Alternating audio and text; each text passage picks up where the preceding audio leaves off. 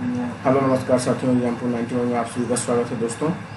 चलिए आज हम लोग सचिन सर के नोट्स का सीडीपी का पार्ट 3 दोस्तों एपिसोड बनाने जा रहे हैं दोस्तों। थ्योरी का पार्ट होगा, उसके बाद आपको 50-50 मिनट का ऑब्जेक्टिव का वीडियो जो 2023 में प्रीवियस ईयर में पूछा गया है सीडीपी का क्वेश्चन दोस्तों, पेपर 1 पेपर 2 दोनों का करवाया जा रहा है एग्जाम्पल 91 के दोस्तों। आप लोग इस चैनल को जरूर से जरूर सब्सक्राइब कीजिए और अपने दोस्तों को भी शेयर कीजिए। और जिन भाई बहनों को नोट्स चाहिए दोस्तों सचिन सर का जो भी अपडेटेड नोट्स है दोस्तों, वो कमेंट में अपना नंबर व्हाट्सएप नंबर दीजिए, हम आपको नोट्स उपलब्ध करवा देंगे दोस्तों। चलिए हम आगे वीडियो को स्टार्ट करते हैं। वीडियो देखते हैं दोस्तों तो ज़रूर से ज़रूर आप लोग सब्सक्राइब कीजिए दोस्तों। ये नहीं कि वीडियो देख के सब्सक्राइब नहीं कीजिए, भाग जाइए दोस्तों। वीडियो अगर देखते हैं आपकी सहूलियत के लिए ही ये वीडियो बनाया जा रहा है दोस्तों। आप सबसे यही गुजारिश है कि आप लोग इस नोट्स को ज़रूर एग्ज़ाम से पहले, जो जुलाई में एग्ज़ाम होने वाला उससे पहले 1 से 2 बार ज़रूर या 3 बार भी पढ़िए रिवीजन के तौर पे दोस्तों। और इसके बाद थ्योरी पढ़ने के बाद आप प्ले लिस्ट में जाइए, वहाँ पे आपका जो 2023 में पूछा गया सीडीपी से जितना भी क्वेश्चन, उसका प्रीवियस से क्वेश्चन करवाया जा रहा है दोस्तों। पार्ट बाय पार्ट 50-50 मिनट का वीडियो आता है, उसमें 100 क्वेश्चन रहता है दोस्तों। आप लोग इस वीडियो को देखिए, हर एक स्टेप का वीडियो लाया जाएगा दोस्तों। जैसे सीडीपी हुआ, फिर ईवीएस का लाया जाएगा, फिर हिंदी का लाया जाएगा, फिर आपका संस्कृत का भी करवा दिया जाएगा दोस्तों, फिर आपका एसएसटी का करवाया जाएगा। आप लोग लेकिन चैनल को सब्सक्राइब कीजिए और अपने दोस्तों को भी शेयर कीजिए, जिससे हमें लगे कि हाँ वीडियो बनाना चाहिए सीटेट का, तो हम वीडियो आपको बना के दे देंगे दोस्तों। चलिए हम आगे स्टार्ट करते हैं। चलिए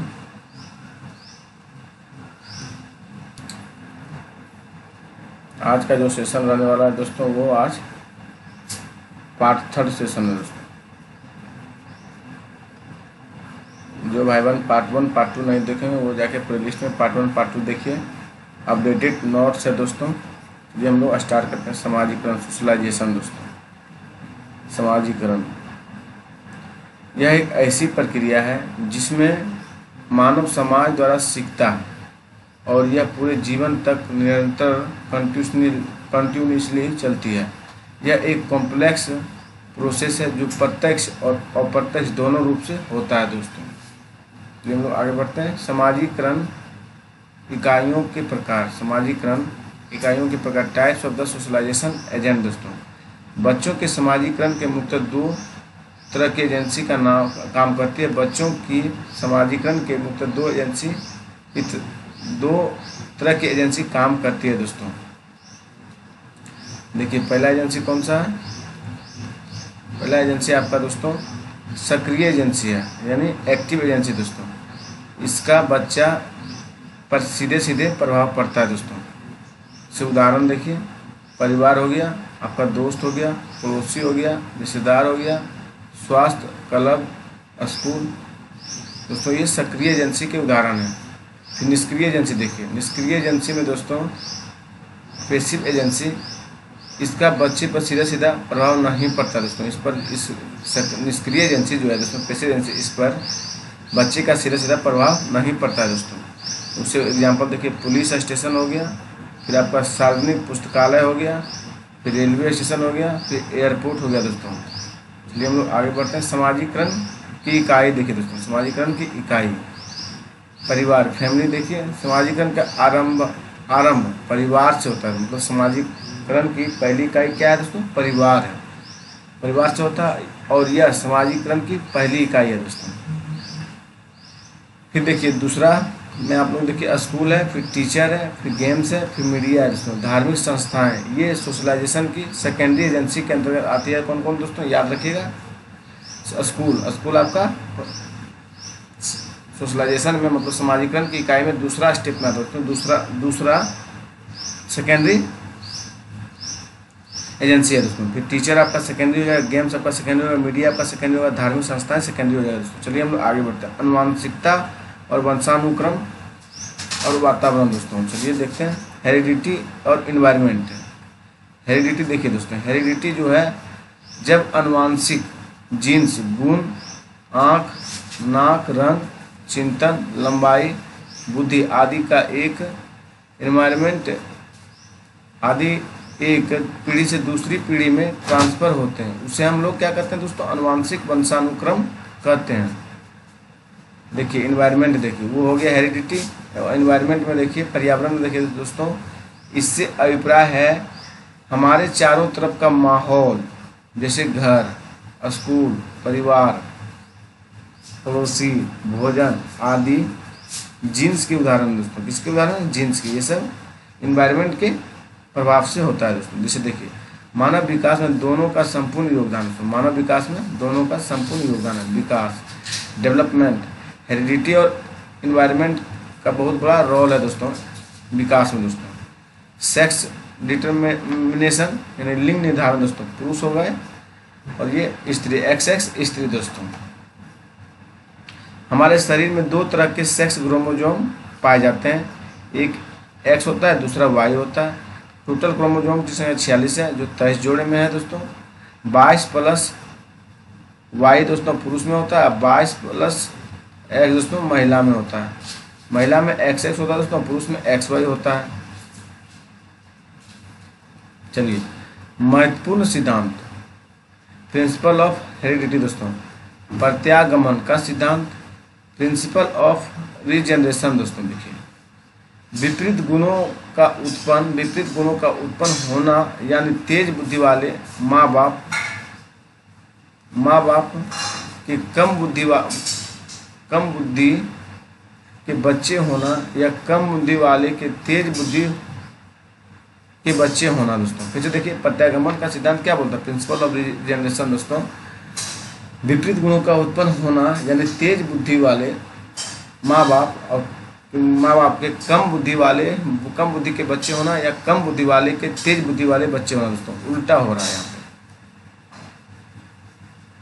चलिए हम लोग आगे बढ़ते हैं दोस्तों।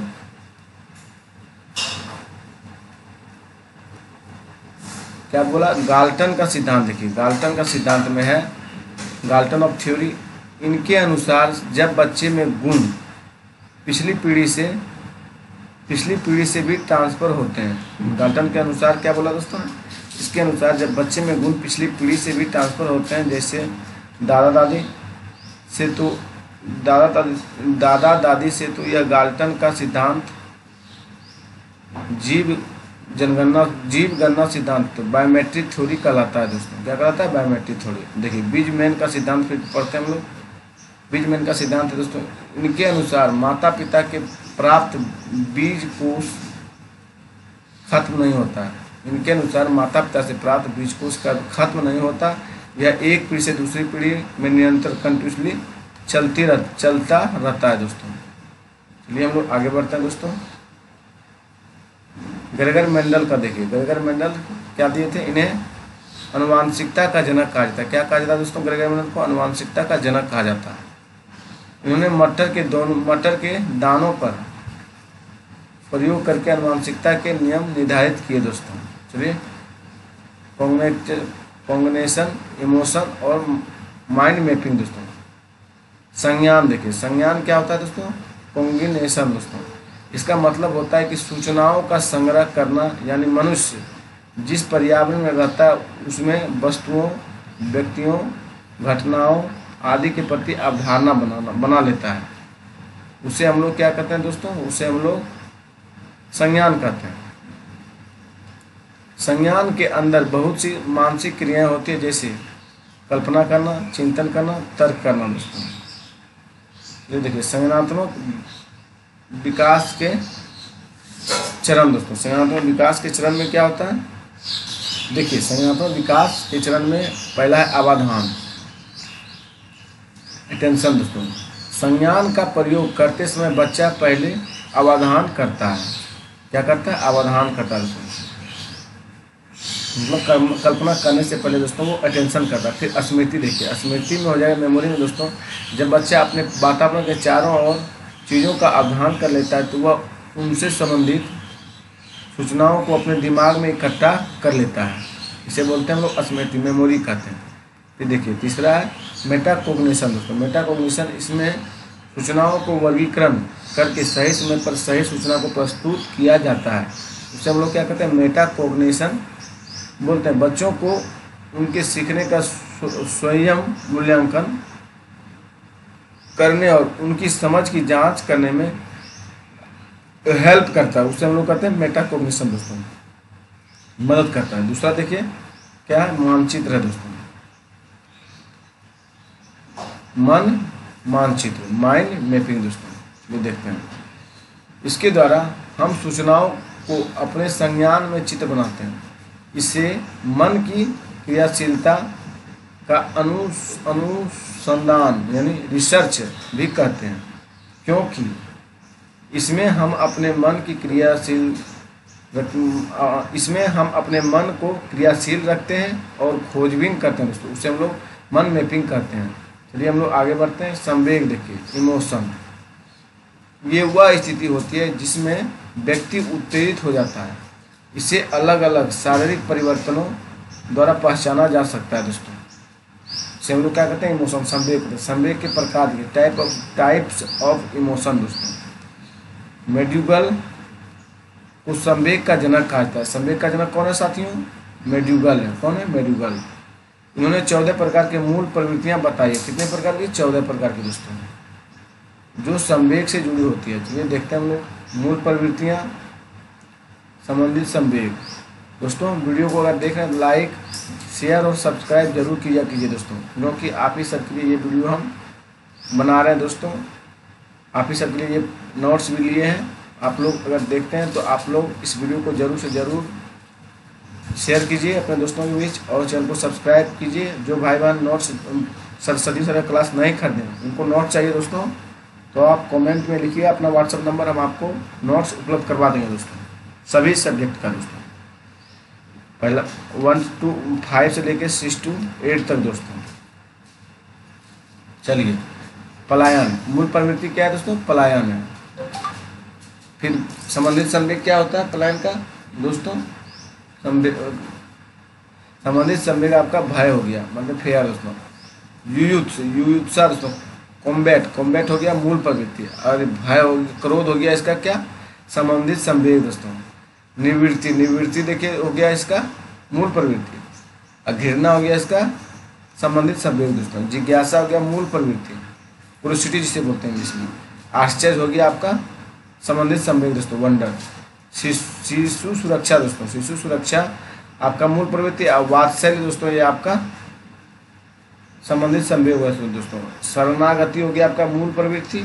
विषाद हो गया आपका दोस्तों संबंधित संवेग। रचनात्मक हो गया आपका मूल प्रवृत्ति। और संरचनात्मक भावना दोस्तों हो गया फीलिंग ऑफ द क्रिएटिविटी दोस्तों, ये हो गया संबंधित संवेग। संचय प्रवृत्ति हो गया मूल प्रवृत्ति। स्वामित्व की भावना हो गया ये संवेग दोस्तों, संबंधित संवेग। सामूहिकता हो गया आपका मूल प्रवृत्ति। एकांकीपन हो गया ये दोस्तों संबंधित संवेग दोस्तों। काम यानी सेक्स हो गया दोस्तों आपका मूल प्रवृत्ति। कामसुखता दोस्तों हो गया आपका संबंधित संवेग। आत्मगौरव हो गया दोस्तों मूल प्रवृत्ति। और श्रेष्ठ की भावना हो गया संबंधित संवेग। देन यानी सबमिशन दोस्तों हो गया मूल प्रवृत्ति। आत्महीनता दोस्तों हो गया संबंधित संवेग। भोजन अन्वेषण हो गया आपका दोस्तों मूल प्रवृत्ति। भूख हो गया आपका संबंधित संवेग दोस्तों। ह्रास हो गया आपका मूल प्रवृत्ति। अमोद हो गया संबंधित संवेग दोस्तों, असेसमेंट जिससे बोलते हैं।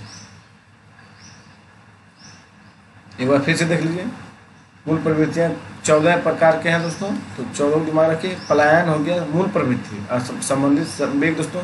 भय हो गया संबंधित संवेग दोस्तों। युत्सा हो गया आपका मूल प्रवृत्ति। कॉम्बैट जिससे इंग्लिश में मिलता है। क्रोध हो गया संबंधित संवेग। निवृत्ति हो गया आपका मूल प्रवृत्ति और संबंधित संवेग। घृणा हो गया। जिज्ञासा मूल प्रवृत्ति। आश्चर्य हो गया संबंधित संवेग। शिशु सुरक्षा दोस्तों मूल प्रवृत्ति। वात्सल्य हो गया संबंधित संवेग दोस्तों।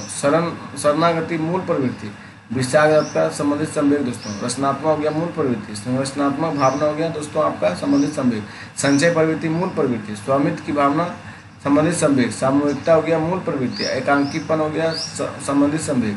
काम यानी सेक्स हो गया मूल प्रवृत्ति। कामसुखता हो गया संबंधित संवेग। आत्मगौरव हो गया दोस्तों मूल प्रवृत्ति। और श्रेष्ठ की भावना हो गया संबंधित संवेग। डेप्थ हो गया, सबमिशन हो गया आपका मूल प्रवृत्ति। आत्महीनता हो गया आपका संबंधित संवेग। भोजन अन्वेषण हो गया मूल प्रवृत्ति। भूख हो गया आपका संबंधित संवेग। ह्रास हो गया मूल प्रवृत्ति। अमोद हो गया संबंधित संवेग दोस्तों। देखिए, संज्ञान और संवेग आपस में संबंधित होते हैं दोस्तों। संज्ञान और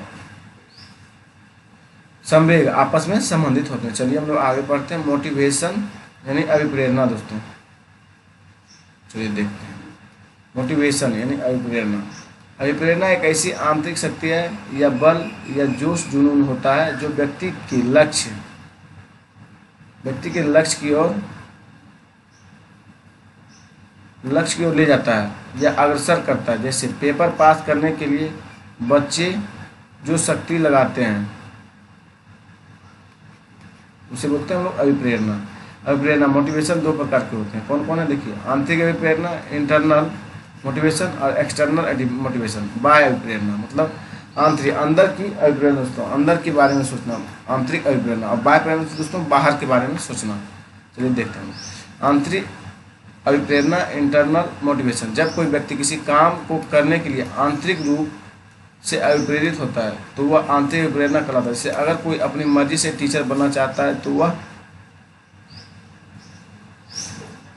वह आंतरिक अभिप्रेरणा का उदाहरण है दोस्तों। किसका उदाहरण? आंतरिक अभिप्रेरणा का। एक्सटर्नल मोटिवेशन देखिए, बाह्य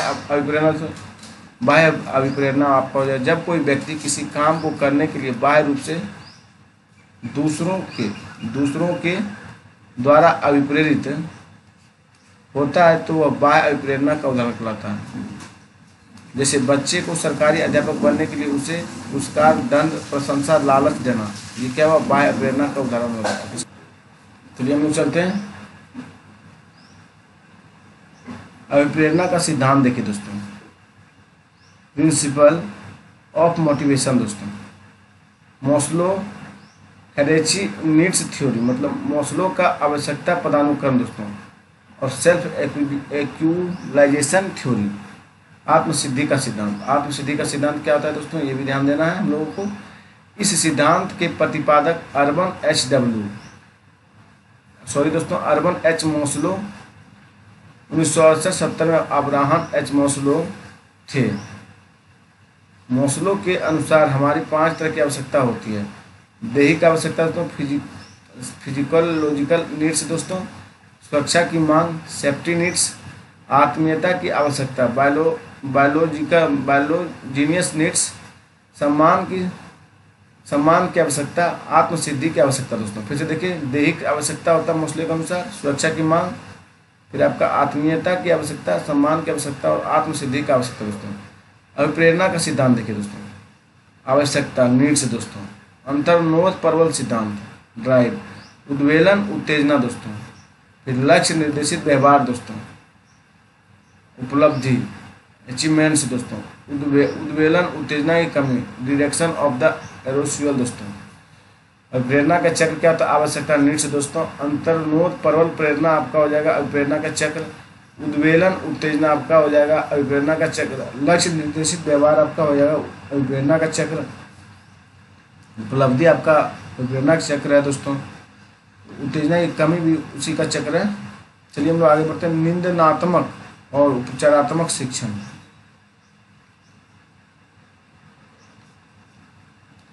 क्या हुआ? निंदनात्मक और उपचारात्मक शिक्षण दोस्तों। फिर देखते हैं निंदनात्मक शिक्षण, डायग्नोस्टिक टीचिंग दोस्तों। निदान का अर्थ होता है कारण जानना। निदान का अर्थ क्या होता है दोस्तों? कारण जानना, यानी इसमें बच्चों की असफलता, कमियों, कठिनाइयों को पता लगाया जाता है। उसे हम लोग क्या बोलते हैं? निंदनात्मक शिक्षण करते हैं, मतलब डायग्नोस्टिक टीचिंग करते हैं दोस्तों। बच्चे में क्या कमी, क्या कमजोरी है उसके बारे में जानना। उपचारात्मक शिक्षण देखिए दोस्तों, रिमेडियल टीचिंग का मतलब क्या हो गया? बच्चों की कमियों का पता लगाने के बाद उसका समाधान करना या फिर दोबारा से शिक्षण करवाना उपचारात्मक शिक्षण कहलाता है दोस्तों। ये हम लोग आगे बढ़ते हैं। भाषा और चिंतन देखिए दोस्तों, लैंग्वेज और थिंकिंग। भाषा अपने विचारों को दूसरे तक पहुंचाना ये भाषा कहलाता है। भाषा विचार में गहरा संबंध होता है दोस्तों।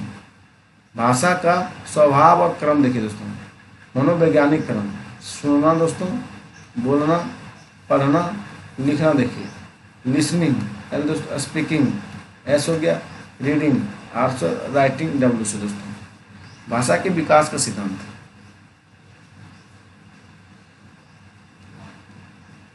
भाषा के विकास का सिद्धांत देखिए दोस्तों।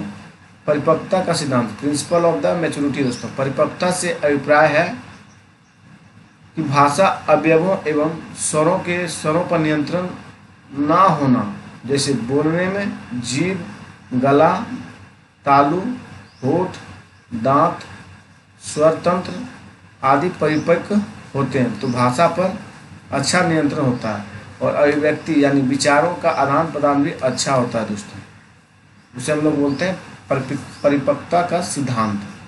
दूसरा स्टेप देखिए, अनुबंधन, किसी वस्तु से जोड़कर बताना, किसी वस्तु से मतलब किसी वस्तु से जोड़कर बताना का सिद्धांत को बोलते हैं अनुबंधन। जिसे प्रिंसिपल ऑफ द लिंकिंग, मतलब लिंक करके दोस्तों। शिशुअवस्था में बच्चे की शब्दों की जानकारी मूर्त वस्तुओं जो दिखाई ना दे दोस्तों, मूर्त मतलब क्या, जो दिखाई दे सके, सॉरी दोस्तों, मूर्त वस्तु मतलब जो दिखाई दे सके से जोड़कर दी जाती है। यदि बच्चों को किसी चीज़ या वस्तु को दिखाया जाता है तो बच्चा जल्दी सीखता है दोस्तों। उसे हम लोग बोलते हैं अनुबंध का सिद्धांत।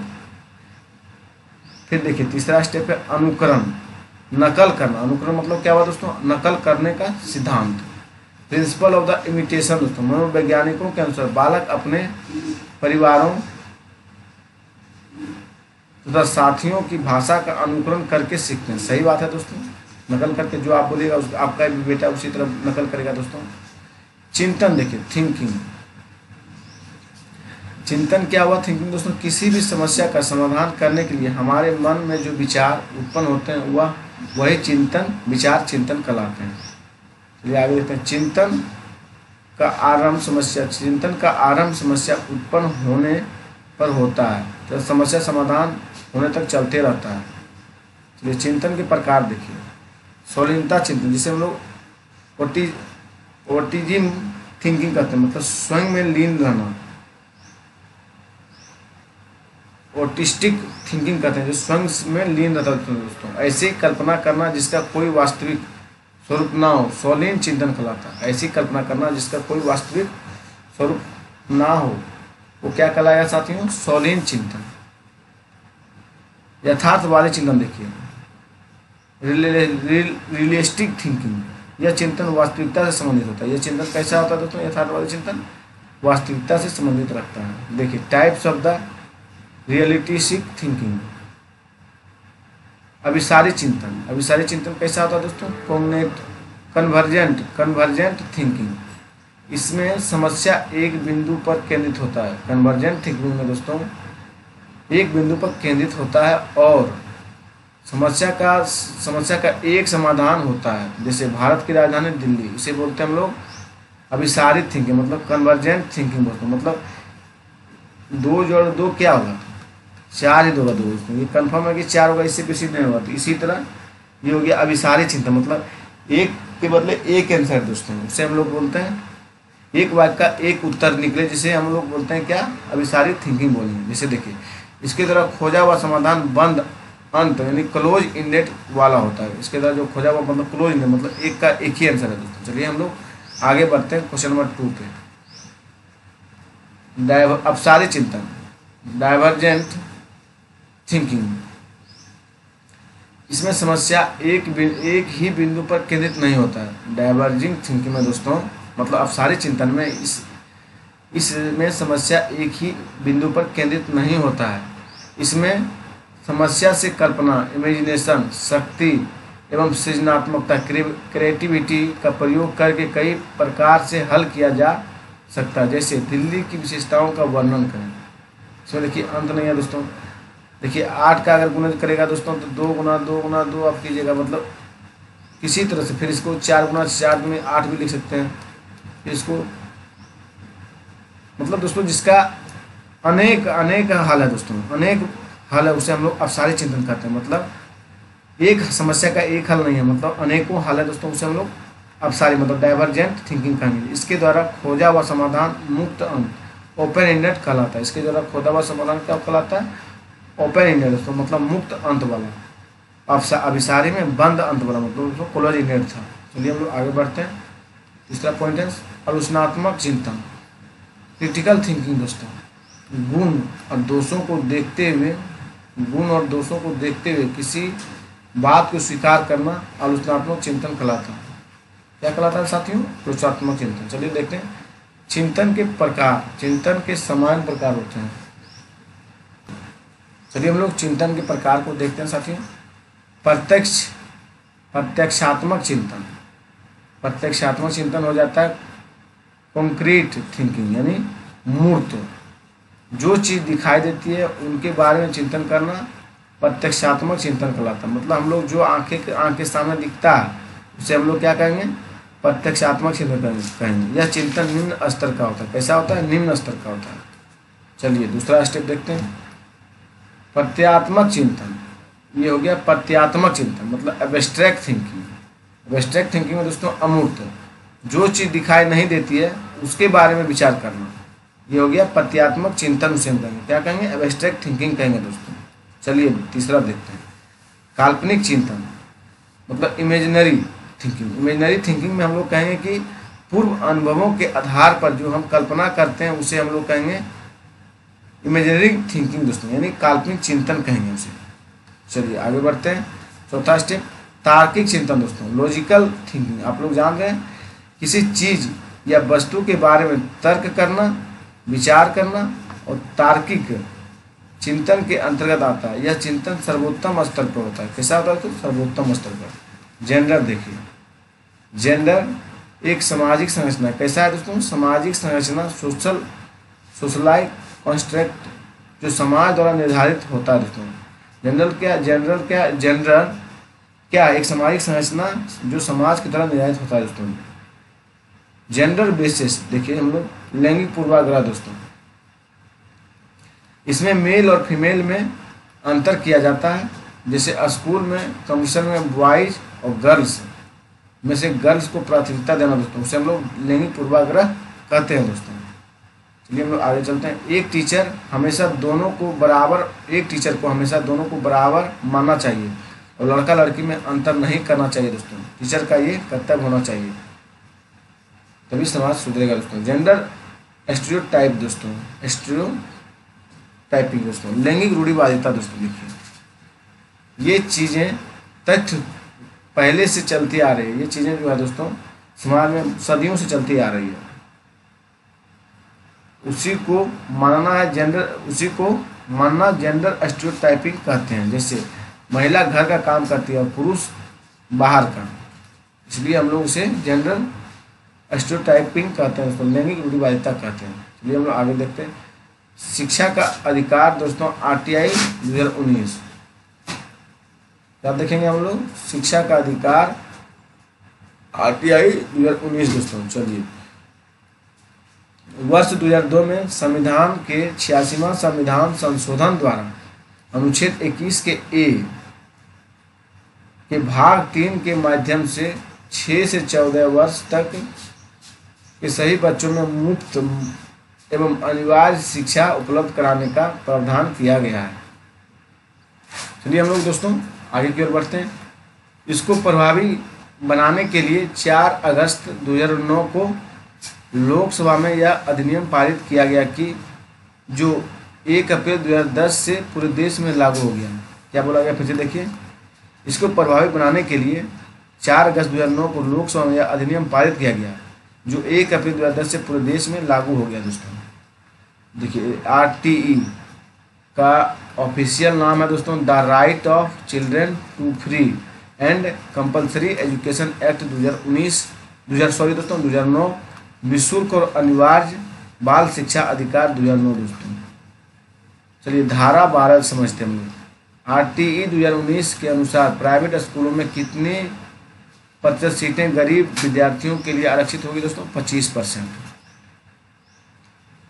धारा 13 देखते हैं हम लोग, प्रति व्यक्ति फीस लेने पर शुल्क का 10% जुर्माना देना होगा दोस्तों। प्रति व्यक्ति फीस लेने पर शुल्क का 10 गुना जुर्माना देना होगा दोस्तों, धारा 13 के तहत। धारा 14 देखिए, किसी बालक के पास जन्म प्रमाण पत्र न होने की स्थिति में विद्यालय में प्रवेश लेने से इनकार नहीं किया जा सकता है। धारा 15 देखिए, बच्चे को शैक्षणिक वर्ष यानी एकेडमिक ईयर के आरंभ में प्रवेश दिया जाएगा दोस्तों। धारा 16 देखिए, स्टूडेंट को ना तो क्लास में फाइल किया जा जाएगा और ना ही विद्यालय से निकाला जा जाएगा दोस्तों। धारा 16 बोलता है ये नियम।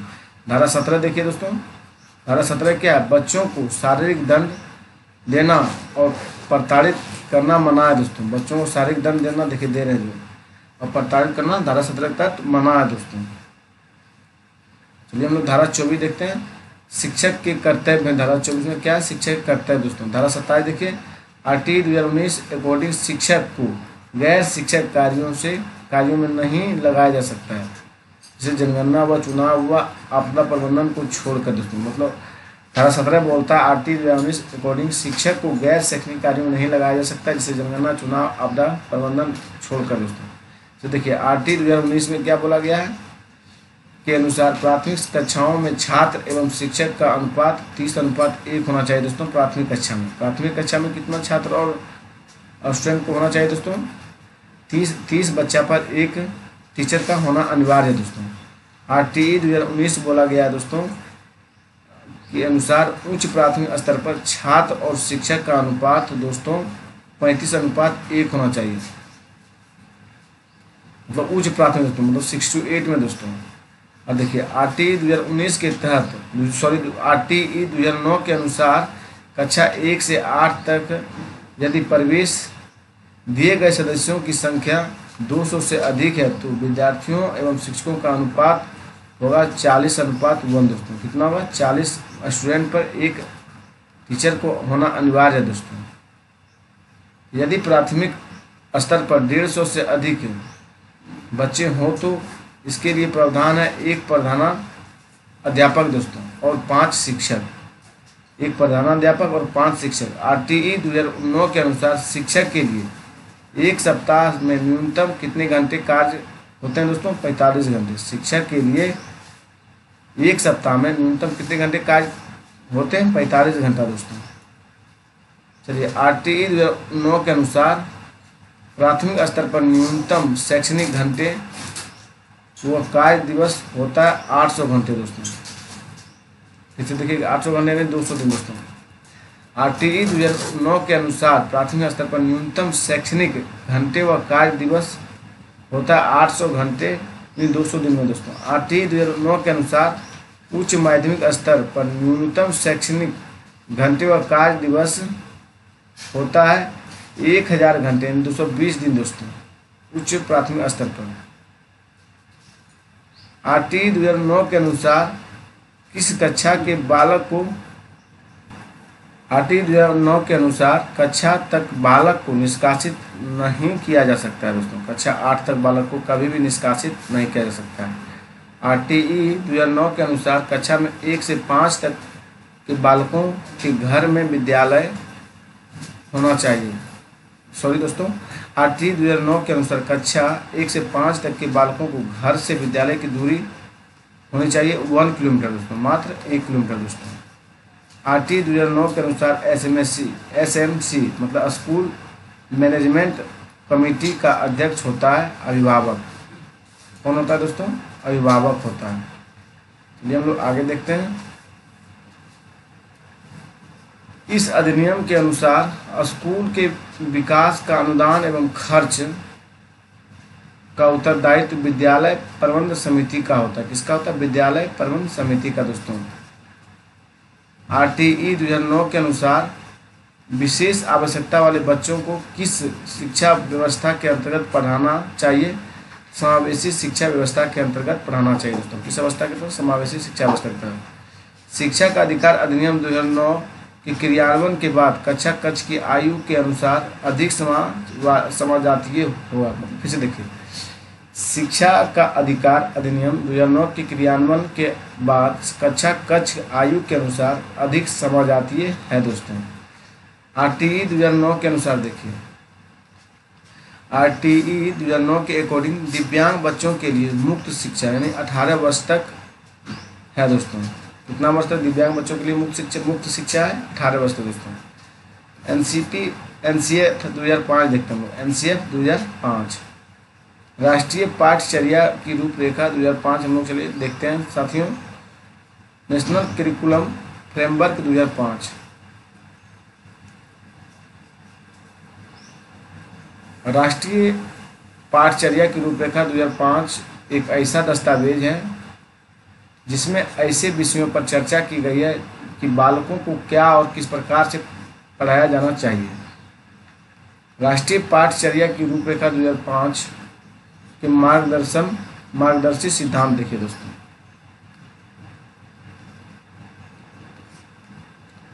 ज्ञान को स्कूल के बाहर जीवन से जोड़कर बताएं।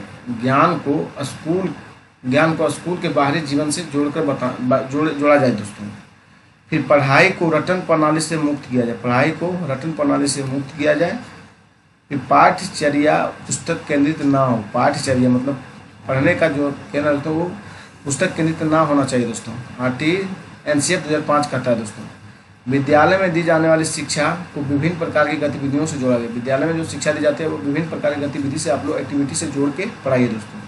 राष्ट्रीय मूल्यों के प्रति आस्थावान विद्यार्थी तैयार किया जाए। मतलब राष्ट्रीय मूल्यों के प्रति आस्थावान विद्यार्थी को तैयार किया जाए। चलिए देखिए, राष्ट्रीय पाठचर्या की रूपरेखा 2005 के प्रमुख सुझाव।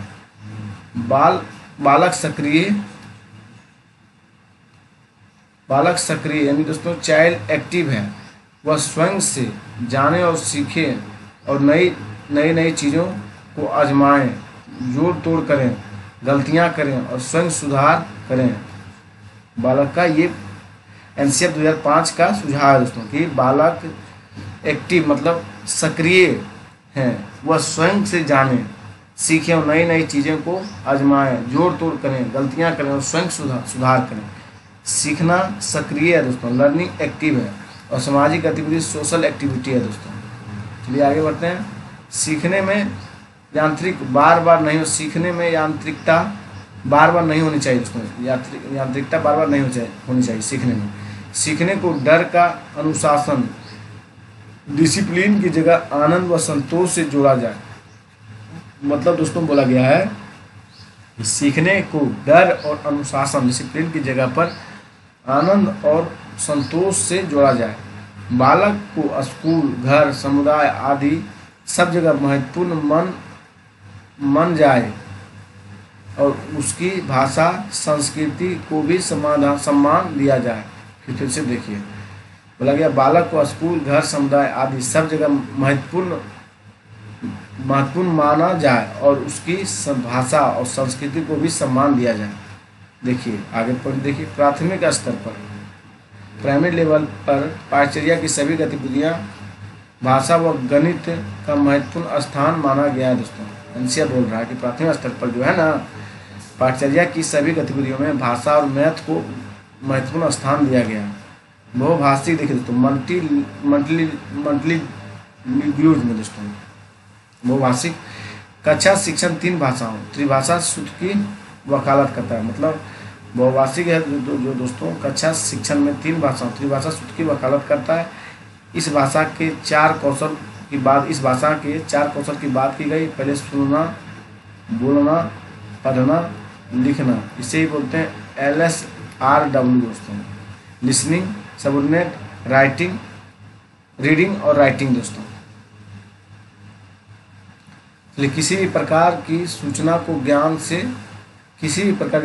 ज्ञान मानने से बचा जाए। किसी भी प्रकार की सूचना को ज्ञान मानने से बचा जाए। विद्यार्थी को दी जाने वाली शिक्षा में शिक्षण सूत्र जैसे ज्ञात से अज्ञात की ओर। विद्यार्थी को दी जाने वाली शिक्षा में शिक्षण सूत्र जैसे ज्ञात से अज्ञात की ओर यानी मूर्त से अमूर्त की ओर आदि शिक्षण सूत्रों का अधिक से अधिक प्रयोग किया जाए दोस्तों। क्या बोला गया? विद्यार्थी को दी जाने वाली शिक्षा में शिक्षण सूत्र जैसे ज्ञात से अज्ञात की और मूर्त से अमूर्त की ओर आदि शिक्षण सूत्रों के अधिक से अधिक प्रयोग किया जाए। सजा और पुरस्कार की भावना दोस्तों, पनिशमेंट और वायलेंस दोस्तों को सीमित किया जाए। चलिए हम लोग देखते हैं सह शैक्षणिक गतिविधियों में बच्चे, अभिभावकों, पेरेंट्स को भी जोड़ा जाए। विशाल पाठ्यक्रम व मोटी किताबों शिक्षा प्रणाली को असफलता का प्रतीक है दोस्तों। मतलब क्या बोला गया? विशाल पाठ्यक्रम, मोटी किताबों शिक्षा प्रणाली की असफलता का प्रतीक है। फिर देखिए, मूल्यों को उपदेश देकर नहीं, वातावरण मूल्यों को उपदेश देकर नहीं, वातावरण देकर स्थापित किया जाए मूल्यों को दोस्तों। पुस्तकालय, लाइब्रेरी में बच्चों को स्वयं पुस्तक चुनने के अवसर दें। सांस्कृतिक कार्यक्रमों मनोरंजन के स्थान पर सौंदर्य बोध मतलब एथेटिक सेंस को बढ़ावा दें। शिक्षकों को अकादमिक संसाधन व नवाचार इनोवेशन आदि समय पर पहुंचाया जाए। समुदाय कम्युनिटी, देखिए दोस्तों, कम्युनिटी को मानवीय संसाधन ह्यूमन रिसोर्स के रूप में प्रयुक्त होने का अवसर मिले दोस्तों। मानसिक स्तर एवं योग्यता एलिजिबिलिटी के अनुसार पाठ्यक्रम का निर्धारण करें। फिर देखिए बालकों को चहुमुखी विकास, चहुमुखी में ऑलराउंड डेवलपमेंट पर आधारित पाठचर्या हो। देखिए सभी विद्यार्थियों हेतु समावेशी वातावरण, सभी विद्यार्थियों हेतु समावेशी वातावरण इंक्लूसिव इन्वायरमेंट तैयार करना दोस्तों। एनसीएफ 2005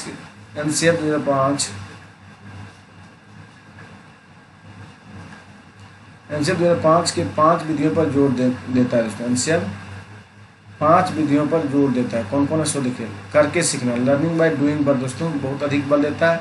निरीक्षण विधि मतलब इंस्पेक्शन मेथड, इस पर भी बहुत जोर दे रहा है दोस्तों। परीक्षण विधि टेस्ट मेथड, ये भी इस पर भी दे रहा है। सामूहिक विधि कलेक्टिव लेवल, इस पर भी दे रहा है दोस्तों। मिश्रित विधि मिक्स्ड मेथड, तो इस पर भी दे रहा है दोस्तों। चलिए हम लोग नेक्स्ट क्वेश्चन की ओर बढ़ते हैं दोस्तों। एनसीएफ 2005 शिक्षक के प्रति दृष्टिकोण एनसीएफ 2005 शिक्षक के प्रति दृष्टिकोण शिक्षण ज्ञान का स्रोत नहीं बल्कि एक ऐसा सुगमकर्ता फैसिलिटर है जो सूचना को अर्थबोध के बदले की गई कि अर्थबोध में बदलने की प्रक्रिया में विविध उपायों द्वारा बच्चों हेतु सहायक हो।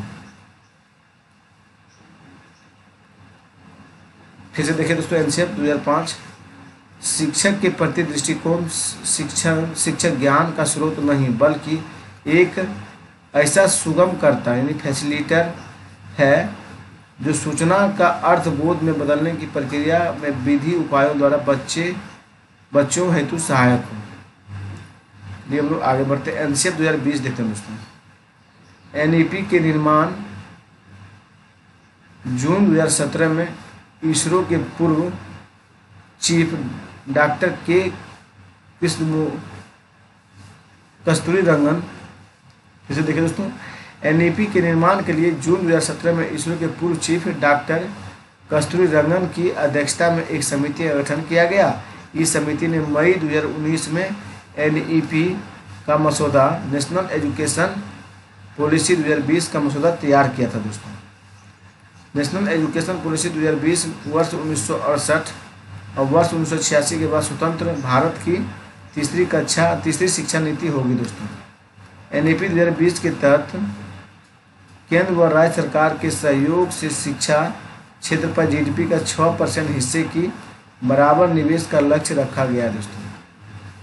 कॉम्बैक्ट द्वारा एमएचआरडी का नाम बदलकर एजुकेशन मिनिस्ट्री कैबिनेट द्वारा एमएचआरडी का नाम बदलकर क्या रखा गया, एजुकेशन मिनिस्ट्री करने को भी मंजूरी दी गई दोस्तों। वर्ष 2030 तक अध्यापन के लिए न्यूनतम डिग्री योग्यता 4 वर्षीय एकीकृत बीएड डिग्री का होना अनिवार्य किया जाएगा दोस्तों। नई शिक्षा नीति के तहत एमफिल को समाप्त कर दिया गया। नई शिक्षा नीति के तहत दोस्तों एमफिल को समाप्त कर दिया गया।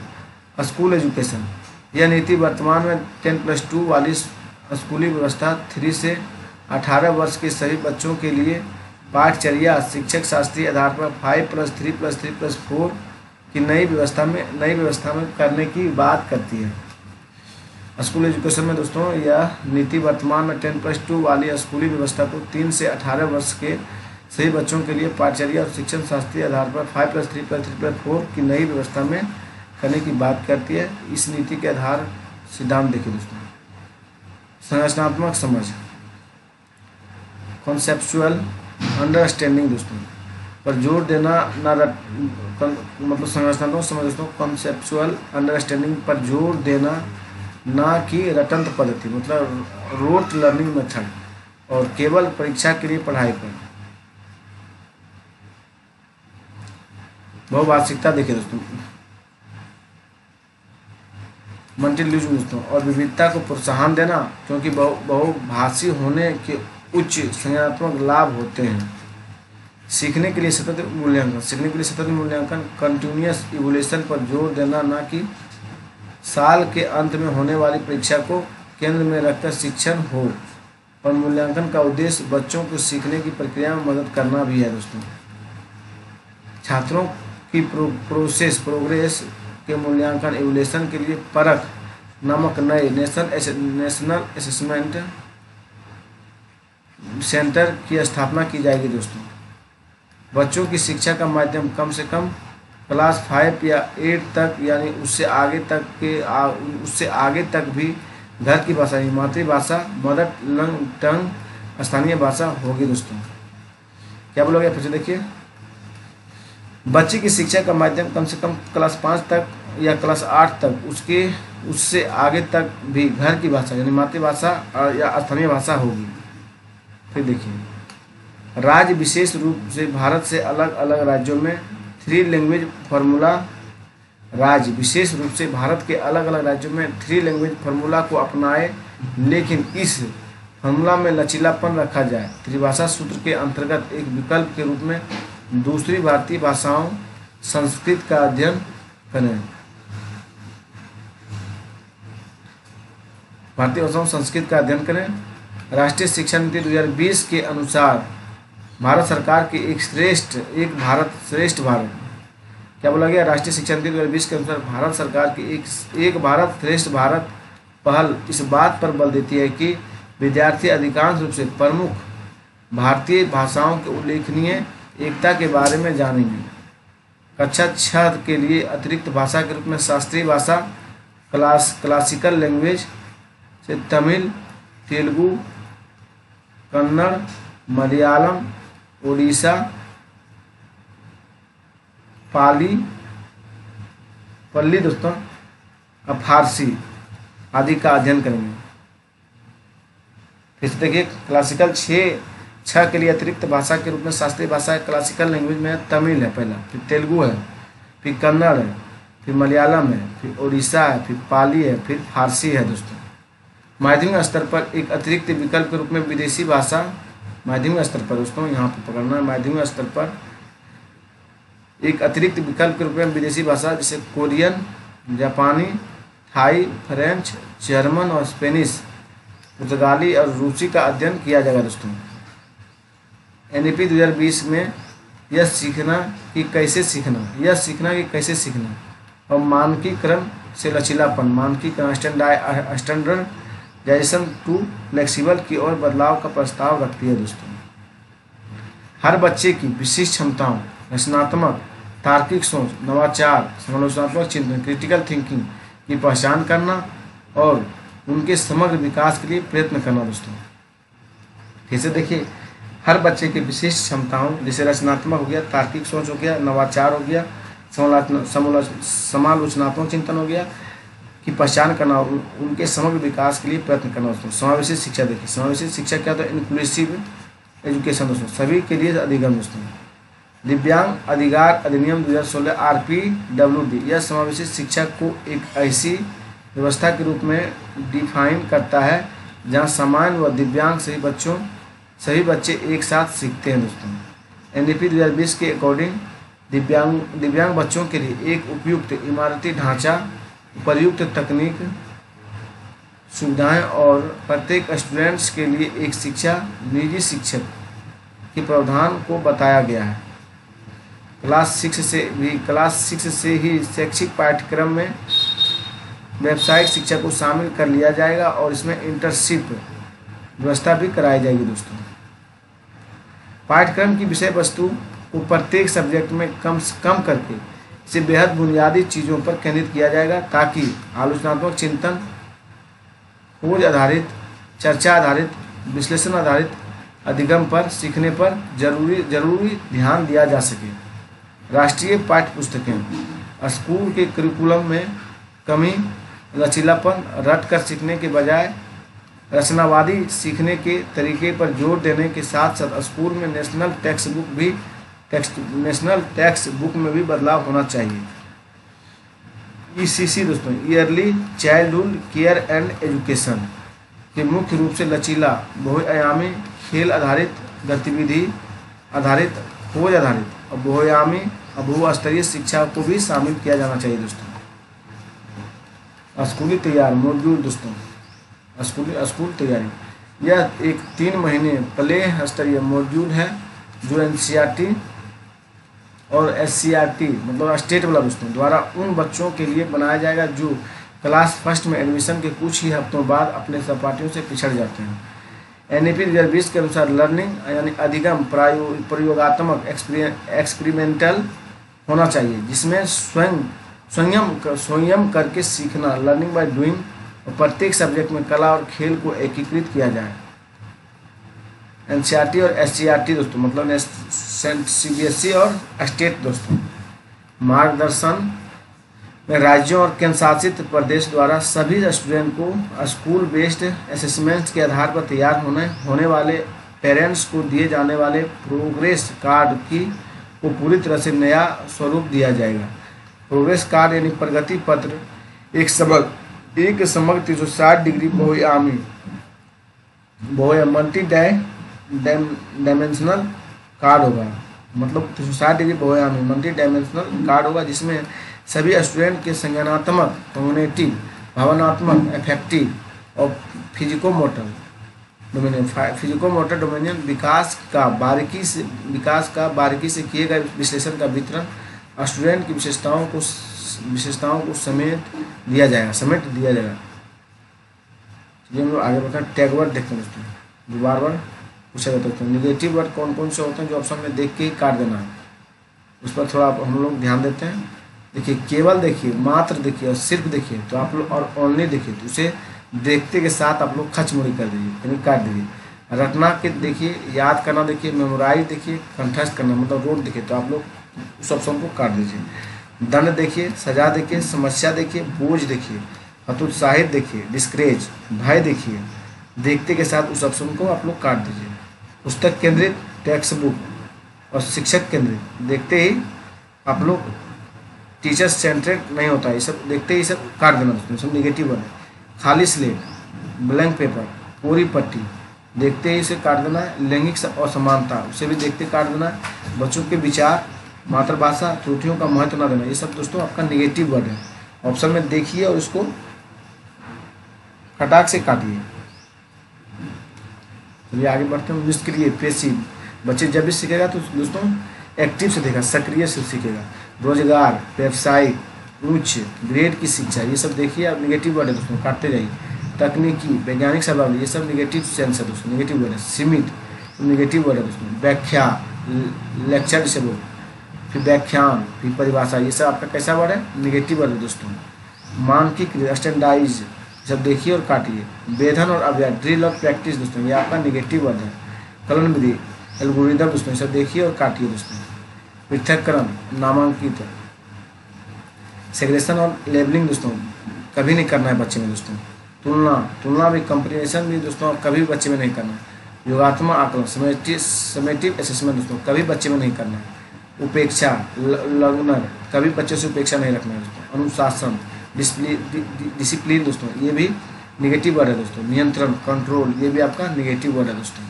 चलिए हम लोग अब पॉजिटिव वर्ड्स को देखते हैं, एक बार फिर से हम लोग चलिए देख लेते हैं निगेटिव वर्ड कौन कौन से, एक बार फिर से दिमाग में ले लेते हैं।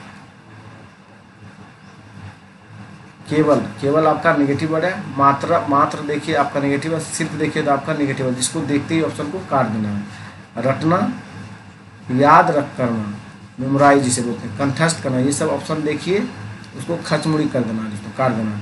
दंड और सजा और समस्या, बोझ, हतोत्साहित और भय, ऑप्शन में देखिए 4-5 वर्ड दोस्तों, आप फटाक से उस ऑप्शन को निगेटिव के तौर पर काट दीजिए।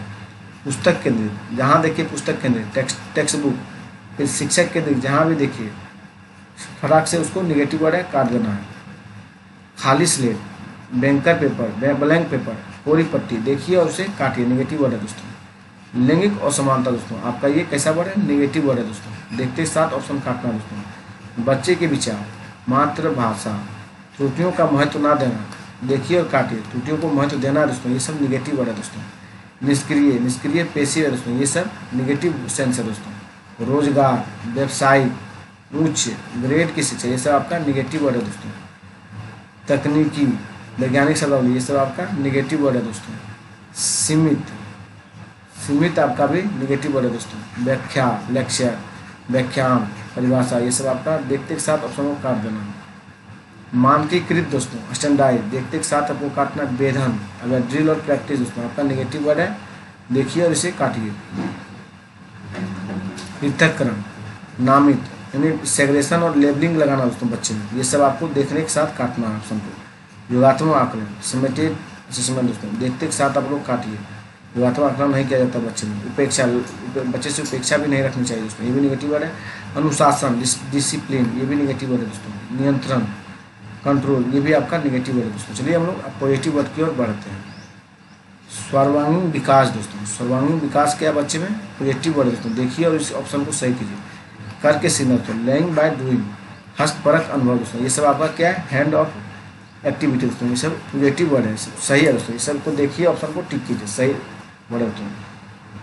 सम्मान, लगाव और प्रोत्साहन दोस्तों, इंकरेज करना, ये सब पॉजिटिव वर्ड है दोस्तों। कैसा वर्ड है, पॉजिटिव वर्ड। जिज्ञासा, क्यूरियोसिटी, ये सब आपका पॉजिटिव थिंकिंग है दोस्तों। बाल केंद्र, शिक्षक जब भी बच्चा जब भी होगा दोस्तों, बाल केंद्र, चाइल्ड सेंटर्ड होगा दोस्तों, पॉजिटिव वर्ड है दोस्तों। देखते के साथ सही कीजिए। व्यवहारिक कुशलता दोस्तों, पॉजिटिव वर्ड है, देखिए और मारिए सही दोस्तों। वास्तविक, दैनिक जीवन से जोड़कर दोस्तों, पॉजिटिव वर्ड है दोस्तों। देखते के साथ इसको टिक करना है। लोकतांत्रिक, डेमोक्रेसी, प्रजातांत्रिक वातावरण, ये सब आपका पॉजिटिव वर्ड है दोस्तों। कैसा वर्ड है, पॉजिटिव वर्ड।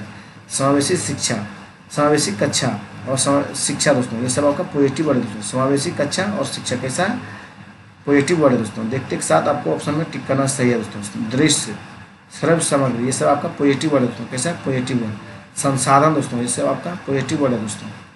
विभिन्न संदर्भों में भाषा प्रयोग, ये आपका पॉजिटिव वर्ड है दोस्तों। कैसा है, पॉजिटिव वर्ड। अवसर यानी अपॉर्चुनिटी बच्चे को देना दोस्तों, ये सब आपका पॉजिटिव वर्ड है दोस्तों। सक्रिय, एक्टिव, ये सब आपका पॉजिटिव वर्ड है। समझना, समझना, अंडरस्टैंडिंग दोस्तों, ये सब आपका पॉजिटिव वर्ड है दोस्तों। खोजबीन यानी डिस्कवरी, ये सब आपका पॉजिटिव सेंस है। देखिए ऑप्शन और उसको सही कीजिए दोस्तों। समालोचनात्मक चिंतन, क्रिटिकल थिंकिंग, आपका पॉजिटिव वर्ड है दोस्तों। कैसा है, पॉजिटिव वर्ड। संवेदनशील दोस्तों, सेंसिटिव, ये आपका पॉजिटिव वर्ड है दोस्तों।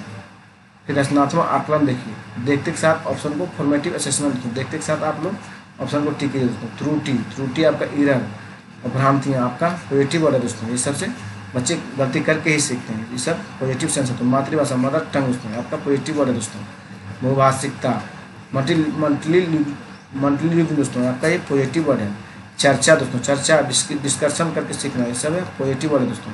संवेग, इमोशन दोस्तों, पॉजिटिव वर्ड है दोस्तों। देखिए और सही कीजिए दोस्तों। चलिए एक बार और हम लोग रिवीजन कर लेते हैं। थोड़ा पेन चेंज करके हरा से मार लेते हैं। देखिए पॉजिटिव वर्ड है कौन कौन सा देखते हैं, देखिए सर्वांगीण विकास, देखिए ऑप्शन को टिक कीजिए। जैसे पॉजिटिव वर्ड है दोस्तों, करके सीखना, लर्निंग बाय डूइंग, हस्तपरक अनुभव, ये सब दोस्तों हैंड ऑन एक्टिविटी दोस्तों, ये सब आप पॉजिटिव वर्ड है दोस्तों। देखना ऑप्शन में समान करना, सही करना दोस्तों। सम्मान, लगाव और प्रोत्साहन, इंकरेज, ये सब आपका पॉजिटिव वर्ड है दोस्तों। देखिए ऑप्शन सही कीजिए। जिज्ञासा, जिज्ञासा आपका कैसा है, क्यूरियोसिटी, आपका पॉजिटिव वर्ड है दोस्तों। बाल केंद्रित, बाल केंद्रित आपका कैसा वर्ड है दोस्तों, चाइल्ड सेंटर, ये सब दोस्तों आपका पॉजिटिव सेंस है। व्यवहारिक कुशलता, देखिए व्यवहारिक कुशलता पॉजिटिव वर्ड है दोस्तों।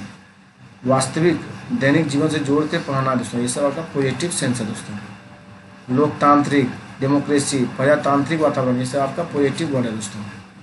समावेशी कक्षा, शिक्षा, ये सब आपका पॉजिटिव वर्ड है दोस्तों। दृश्य, श्रव्य सामग्री, दृश्य और श्रव्य सामग्री आपका पॉजिटिव वर्ड है दोस्तों। संसाधन, संसाधन कैसा है दोस्तों, पॉजिटिव वर्ड है। विभिन्न संदर्भ में भाषा प्रयोग, पॉजिटिव वर्ड है दोस्तों। अवसर, अवसर आपका कैसा वर्ड है दोस्तों, अपॉर्चुनिटी, पॉजिटिव वर्ड है दोस्तों। सक्रिय, सक्रिय आपका एक्टिव है दोस्तों, सक्रिय कैसा है, एक्टिव वर्ड है दोस्तों। समझना, समझना आपका अंडरस्टैंडिंग, पॉजिटिव वर्ड है दोस्तों। समझना क्या, समझना अंडरस्टैंडिंग है दोस्तों। खोजबीन, खोजबीन, डिस्कवरी, ये आपका पॉजिटिव वर्ड है दोस्तों। समालोचनात्मक चिंतन, क्रिटिकल थिंकिंग, ये आपका पॉजिटिव वर्ड है दोस्तों। संवेदनशील आपका सेंसिटिव, ये आपका पॉजिटिव वर्ड है दोस्तों। रचनात्मक आकलन दोस्तों, फॉर्मेटिव असेसमेंट है दोस्तों। रचनात्मक आकलन क्या है? फॉर्मेटिव असेसमेंट है दोस्तों। त्रुटि, इरस, भ्रांतियाँ, माइक्रो मिसकॉन्सेप्शन दोस्तों। त्रुटि, भ्रांतियाँ, ये सब आपका पॉजिटिव वर्ड है दोस्तों। करके सीखना। मातृभाषा, मदर टंग दोस्तों, ये सब पॉजिटिव वर्ड है दोस्तों। बहुभाषिकता, मल्टी लैंग्वेज में दोस्तों, ये सब आपका पॉजिटिव वर्ड है दोस्तों। चर्चा, डिस्कशन, डिस्कशन से पॉजिटिव वर्ड है दोस्तों। संवेग, इमोशन, पॉजिटिव वर्ड है दोस्तों। देखिए ऑप्शन को सही कीजिए। चलिए हम लोग आगे बढ़ते हैं। शिक्षण अधिगम सामग्री दोस्तों, टीचिंग लर्निंग मटेरियल। शिक्षण प्रक्रिया को सरल और रोचक आकर्षक बनाने के लिए जिन संसाधनों एवं माध्यमों का प्रयोग किया जाता है उन्हें शिक्षण अधिगम सहायक सामग्री कहते हैं दोस्तों। इनसे प्रभावशाली, रुचिकर और अस्थायी अधिगम होता है। इनसे कठिन और भूतकाल की घटनाओं को आसानी से स्पष्ट किया जा सकता है। इनसे समय की बचत भी होती है दोस्तों। इनसे समय की बचत भी होती है। ये हम लोग आगे बढ़ते हैं। शिक्षण अधिगम सामग्री प्रकार। शिक्षण अधिगम सामग्री का प्रकार, टाइप ऑफ TLM दोस्तों। ज्ञान इंद्रियों के आधार पर 3 प्रकार की सामग्री होती है। कितने प्रकार की दोस्तों? 3 प्रकार की। ये देखते हैं। श्रव्य सहायक सामग्री, ऑडियो लर्निंग मटेरियल दोस्तों।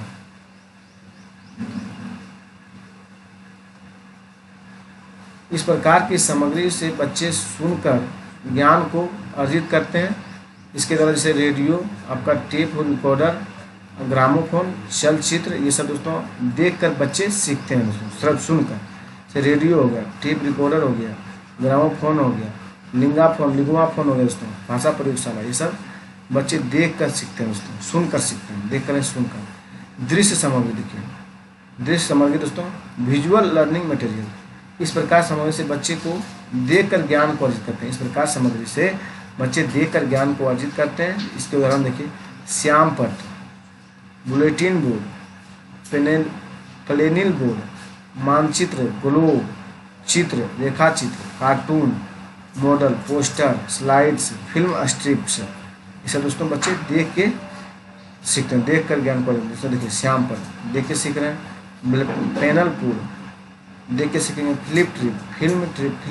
फिल्म स्ट्रिप दोस्तों देख के सीखेंगे, इंसाइक्लोपीडिया दोस्तों देख के सीखेंगे, पत्र पत्रिकाएं, ग्लोब दोस्तों देख के सीखेंगे।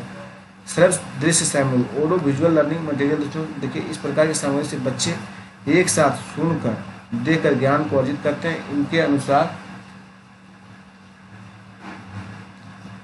इनके उदाहरण है मोबाइल फोन, टेलीविजन, कंप्यूटर, चलचित्र, नाटक आदि दोस्तों। किसके उदाहरण है?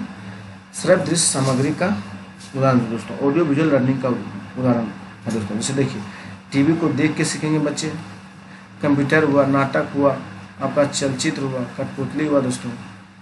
देखिए तकनीकी के आधार पर बच्चे कैसे सीखेंगे, कठोर उपागम, हार्डवेयर अप्रोच दोस्तों, मृदु उपागम, सॉफ्टवेयर अप्रोच। चलिए देखते हैं, परिक्षेपण के आधार पर बच्चे कैसे सीखते हैं। परिक्षेपण के आधार पर दोस्तों, ये तकनीकी हो गया, ये परिक्षेपण हो गया। प्रक्षेपी सामग्री, चलिए देखते हैं हम लोग। प्रोजेक्टिव मटेरियल दोस्तों, जिन चीज़ों के प्रदर्शन के लिए मशीनों की जरूरत होती है वे प्रक्षेपी सामग्री होती है, जैसे slide, film trip, overhead projector आदि दोस्तों।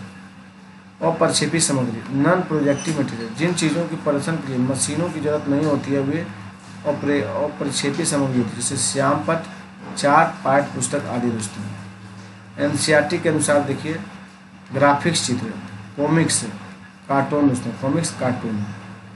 डिस्प्ले सामग्रियाँ, black board, bulletin board, panel board दोस्तों, डिस्प्ले सामग्रियाँ हैं ये सब। 3 आयामी सामग्री दोस्तों, मॉडल है, ये क्या मॉडल है। श्रव्य सामग्री, रेडियो, टेप रिकॉर्डर, लिंगुआफोन दोस्तों, ये सब क्या है, NCERT के अनुसार है दोस्तों। श्रव्य सामग्री मतलब श्रव्य द्वारा दोस्तों हम लोग देख सकते हैं, रेडियो, टेप रिकॉर्डर, लिंगुआफोन। प्रक्षेपी सामग्री दोस्तों, स्लाइड, फिल्म ट्रिप आएगा दोस्तों, प्रक्षेपी सामग्री। प्रक्रिया सामग्री दोस्तों, अभिनय और क्षेत्र भ्रमण करा के करना है प्रक्रिया सामग्री दोस्तों। वीडियो अच्छा लगे तो एग्जाम्पल 91 को अपने दोस्तों को शेयर कीजिए और लाइक कीजिए वीडियो को दोस्तों, और कमेंट कीजिए दोस्तों। और सब्सक्राइब कीजिए दोस्तों। जिन भाई बहनों को PDF चाहिए दोस्तों वो अपना कमेंट में व्हाट्सएप नंबर सेंड कीजिए, आपको PDF उपलब्ध करा दिया जाएगा दोस्तों। थैंक यू दोस्तों। वीडियो स्टॉप करते हैं दोस्तों। CDP का पेपर 1 और पेपर 2 थ्योरी पूरा कंप्लीट करवा दिया गया दोस्तों। आप लोग इस वीडियो को 2 या 3 बार देखिए और उसके बाद आप ऑब्जेक्टिव जो 50 मिनट का जो हम कराते हैं 100 क्वेश्चन दोस्तों, उसको तब देखिए, थ्योरी देखने के बाद देखिए तो ज़्यादा आपको समझ में आएगा दोस्तों। PDF चाहिए दोस्तों तो वही आप कमेंट कीजिए और अपना व्हाट्सएप नंबर दीजिए, हम आपको PDF उपलब्ध करवा देंगे दोस्तों। धन्यवाद दोस्तों।